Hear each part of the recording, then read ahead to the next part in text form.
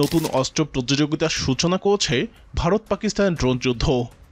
গত কয়েক দশকে নিজেদের মধ্যে হওয়া একাধিক সংঘর্ষে ভারত এবং পাকিস্তানের সেনাবাহিনী একে অন্যের বিরুদ্ধে উন্নত মানের যুদ্ধবিমান, প্রচলিত ক্ষেপণাস্ত্র এবং গোলাবারুদ ব্যবহার করেছে। কিন্তু মে মাসে টানা 4 দিনের সংঘর্ষে প্রথমবারের মতো ভারত এবং পাকিস্তান ব্যাপকভাবে একে অপরের বিরুদ্ধে ড্রোন ব্যবহার করছে। আমেরিকার মধ্যস্থতায় যুদ্ধবিরতি ঘোষণা বা প্রতিবেশী ওই দেশ দুটির মধ্যে সংঘর্ষ থামে। কিন্তু দক্ষিণ এশিয়ায় এই দুই শক্তি এখন ড্রোনকে ঘিরে অস্ত্র প্রতিযোগিতায় জড়িয়ে পড়ছে। রয়টার্সে নেওয়া দুই দেশের নিরাপত্তা কর্মকর্তা, শিল্প নির্বাহী, বিশ্লেষক সহ 15 জনের সাক্ষাৎকারে এমন তথ্য উঠে এসেছে।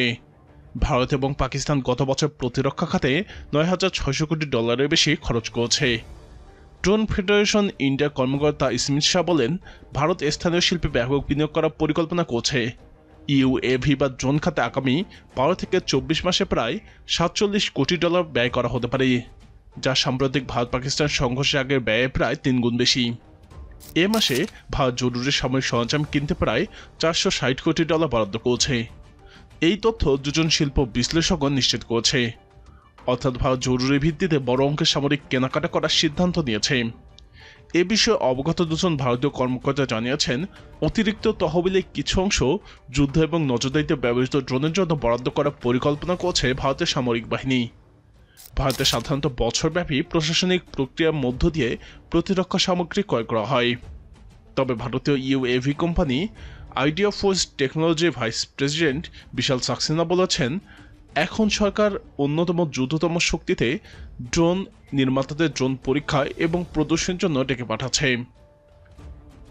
অন্যদিকে পাকিস্তানের বিমান বাহিনী আরও বেশি ইউএভি সংগ্রহের চেষ্টা করছে, যাতে তাদের মূল্যবান উন্নত প্রযুক্তির বিমানগুলো ঝুঁকিতে না পড়ে। এমন তথ্য জানিয়েছে বিষয়টি সম্পর্কে অবগত একটি পাকিস্তানি সূত্র। সম্প্রতি সংঘর্ষের পর ভারত এবং পাকিস্তান দুপক্ষই আধুনিক 4.5 প্রজন্মের যুদ্ধবিমান ব্যবহার করছে। কিন্তু অর্থনৈতিক সংকটে থাকা পাকিস্তানের কাছে চীনের তৈরি প্রায় 20টি উন্নত মানের জেট যুদ্ধবিমান আছে, যা ভারতের তুলনায় কম। দেশটির কাছে ফ্রান্সের তৈরি 30টি বেশি রাফাল যুদ্ধবিমান আছে। প্রতিরক্ষায় গোয়েন্দা সংস্থা জেনেসের ঐশী মজুমদার বলেন, চীন এবং তুরস্কের সঙ্গে বিদ্যমান সম্পর্ক আরও শক্তিশালী করে দেশীয় ড্রোনের গবেষণা এবং উৎপাদন সক্ষমতা বৃদ্ধির চেষ্টা করবে পাকিস্তান। পাকিস্তানের একটি সূত্র জানিয়েছে, ইসলামাবাদ, পাকিস্তানের national aerospace science and technology park এবং তুর্কি প্রতিরক্ষা কন্ট্রাক্টর বায়রাক্টারের সহযোগিতায় ইহা-3 ড্রোন দেশীয়ভাবে সংযোজন করছে। দেশীয়ভাবে 2 থেকে 3 দিনের মধ্যে একটি ড্রোন তৈরি করা সম্ভব। পাকিস্তানের সামরিক বাহিনী রয়টার্সকে এ সংক্রান্ত প্রশ্নের জবাব দিতে অস্বীকৃতি জানিয়েছে। ভারতীয় প্রতিরক্ষা মন্ত্রণালয় এবং বাইকারও মন্তব্য করার অনুরোধে সাড়া দেয়নি। কিংস কলেজ লন্ডনের রাষ্ট্রবিজ্ঞানী ওয়ালটন ল্যান্ডউইক বলেছেন, ভারত এবং পাকিস্তানের ড্রোন হামলাকে বড় ধরনের উত্তেজনা ছড়ানো ছাড়াই সামরিক চাপ প্রয়োগের একটি উপায় হিসেবে দেখছে বলেই মনে হচ্ছে। ল্যান্ডউইক বলেন, ইউএভিগুলো দূর থেকে নিয়ন্ত্রণ করা যায়। এগুলো ব্যবহার করে কোনো দেশ তাদের শক্তি দেখাতে পারে, নিজেদের জনগণকে সন্তুষ্ট রাখতে পারে, আবার বড় ধরনের যুদ্ধের ঝুঁকি ছাড়া শত্রুপক্ষকেও চাপে রাখতে পারে। তবে এ ধরনের সংঘর্ষ পুরোপুরি ঝুঁকিমুক্ত নয়, কারণ বিতর্কিত এবং ঘন বসতিপূর্ণ এলাকায় ড্রোন পাঠালে ভুলক্রমে বড় ক্ষতি হতে পারে। গত 22 এপ্রিল ভারত নিয়ন্ত্রিত কাশ্মীরের পেহেলগামে বন্দুকধারীদের হামলায় 26 জন নিহত হন। ভারত এই হামলার জন্য পাকিস্তানকে দায়ী করছে। তবে পাকিস্তান এই অভিযোগ পুরোপুরি নাকচ করে দিয়েছে। এই হামলার জেরে মে মাসে দুই দেশের মধ্যে চলতি দশকের সবচেয়ে বড় সংঘর্ষ হয়েছে। ভারতের প্রধানমন্ত্রী নরেন্দ্র মোদী এই হামলার প্রতিশোধ নেওয়ার ঘোষণা দেন। এরই অংশ হিসেবে 7 মে পাকিস্তানের বিমান হামলা চালায় ভারত। পরের রাতেই পাকিস্তান ভারতের সঙ্গে 1700 কিলোমিটার বা 772 মাইল সীমান্তব্যাপী একজন ড্রোন পাঠায়। ভারতীয় কর্মকর্তারা বলেন, ভারতের বিমান প্রতিরক্ষা পরখ করতেই 36টি স্থানে 300 থেকে 400 ড্রোন পাঠানো হয়েছিল। 2টি পাকিস্তানের সূত্র জানায়, পাকিস্তান তুরস্কের ইহা-3 এবং অ্যাসিসগার্ড সোনগার্ড ড্রোনের উপর নির্ভরশীল। পাশাপাশি নিজ দেশে উৎপাদিত রাষ্ট্রায়ত্ত গ্লোবাল ইন্ডাস্ট্রিজ অ্যান্ড ডিফেন্স সলিউশনের তৈরি শাপাত 3 ড্রোনও ব্যবহার করে পাকিস্তান। তবে 2 ভারতীয় কর্মকর্তা জানান, সাইড যুদ্ধ যুগে পুরনো যুদ্ধবিমান বিধ্বংসী অস্ত্র দিয়ে পাকিস্তানের পাঠানো ড্রোনের বেশিরভাগই ধ্বংস করে দেওয়া হয়েছে। পাকিস্তান এই দাবি অস্বীকার করেছে। আবার পাকিস্তানের ড্রোন হামলায় ভারত কোনো বড় ধরনের ক্ষতির সম্মুখীন হয়েছে বলেও মনে হচ্ছে না।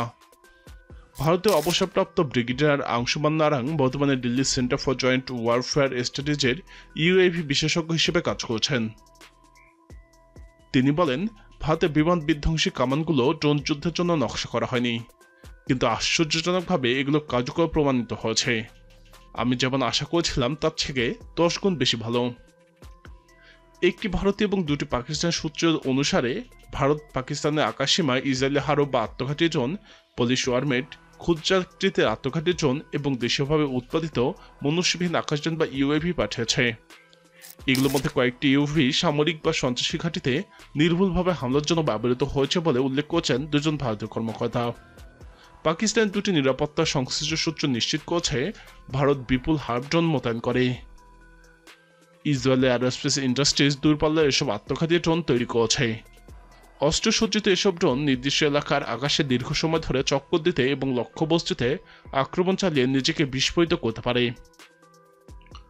পাকিস্তানের আরেকটি সূত্র জানিয়েছে, পাকিস্তান কিছু এলাকা হারব ড্রোনগুলোকে ভুয়া রাডারের মাধ্যমে ফাঁদে ফেলেছিল। কোনো কোনো ক্ষেত্রে দেশটির সামরিক বাহিনী এগুলোর জ্বালানি শেষ হওয়ার জন্য অপেক্ষা করেছে, যাতে এগুলো 3000 ফুট নিচে নেমে এগুলোকে ভূপাতিত করা সম্ভব হয়। উভয় পক্ষই ইউভি ব্যবহারে বিজয় অর্জনের দাবি করেছে। কিংস কলেজ লন্ডনের ল্যাডউইক বলেছেন, কম ঝুঁকিতে সেনা বা বড় ধরনের সামরিক সরঞ্জাম ব্যবহার না করেই পাকিস্তানের অভ্যন্তরে অবকাঠামো সফলভাবে নিশানা করছে ভারত। তিনি বলেছেন, পাকিস্তানের সেনাবাহিনীও ইউএভি দিয়ে ভারতীয় প্রতিরক্ষা অবকাঠামোয় হামলার দাবি করছে। ড্রোন হামলার মাধ্যমে তারা মূলত প্রতিপক্ষের বিরুদ্ধে কার্যকর পদক্ষেপ নেওয়ার সংকেত দিতে পেরেছে। প্রচলিত যুদ্ধ বিমানের পরিবর্তে ড্রোন ব্যবহার করে আন্তর্জাতিক মহলে নজর এড়ানো সম্ভব হয়েছে। অনেক ড্রোন ধ্বংস হওয়ার পর উভয় পক্ষই দ্বিগুণ উদ্যমে প্রস্তুতি নিচ্ছে। ওয়াশিংটন ভিত্তিক দক্ষিণ এশিয়া বিষয়ক বিশেষজ্ঞ মাইকেল কুলেগম্যান বলেছেন, আমরা অপেক্ষাকৃত সস্তা প্রযুক্তির কথা বলছি। ইউএভিগুলো ক্ষেপণাস্ত্র বা যুদ্ধ বিমানের মতো চমকপ্রদভাবে প্রভাব তৈরি করতে না পারলেও এগুলো প্রতিপক্ষকে শক্তি ও নির্দিষ্ট লক্ষ্যে বার্তা দিতে পারে। ভারতীয় নিরাপত্তা সংশ্লিষ্ট একটি সূত্র এবং ভারতীয় ইউএভি নির্মাতা নিউ স্পেস সামিট যোশী বলেছেন, ভারতীয় প্রতিরক্ষা পরিকল্পনাকারীরা সম্ভবত আকাশে চক্কর দিতে পারা উন্নত প্রযুক্তির অস্ত্রসজ্জিত আত্মঘাতী ড্রোনের দেশীয় উন্নয়ন কাজের সম্প্রসারণ ঘটাবে। তারা এ ধরনের ড্রোনের উন্নয়নে আরও গভীরভাবে কাজ করছেন। যোশী প্রতিষ্ঠান ভারতীয় সেনাবাহিনীকে ইউএভি সরবরাহ করে। তিনি বলেন, আত্মঘাতী ড্রোনগুলো দীর্ঘক্ষণ শত্রুপক্ষের আকাশসীমায় ঘুরে বেড়াতে পারে, সহজে ধরা পড়ে না এবং নিশানায় নিখুঁতভাবে আঘাত আনতে পারে। এসব গুণের কারণে এখন যুদ্ধের ধরন বদলাচ্ছে। আগের মতো দামি যুদ্ধ বিমান বা ক্ষেপণাস্ত্র না পাঠিয়ে এখন অনেক কম খরচে বেশি কার্যকরভাবে শত্রুপক্ষের লক্ষ্যবস্তুতে আঘাত আনা যাচ্ছে। প্রিয় দর্শক, ভবিষ্যতে ভারত পাকিস্তান উত্তেজনায় এই ড্রোনগুলো কতটা কার্যকরী ভূমিকা রাখতে পারবে বলে আপনি মনে করেন? আপনার মতামত কমেন্টে জানান। ড্রোন প্রযুক্তি নিয়ে আরও জানতে আমাদের চ্যানেলটি ভিডিও ট্যাব থেকে ঘুরে আসুন। এই ভিডিওটি ভালো লাগলে লাইক বাটনে ক্লিক করুন।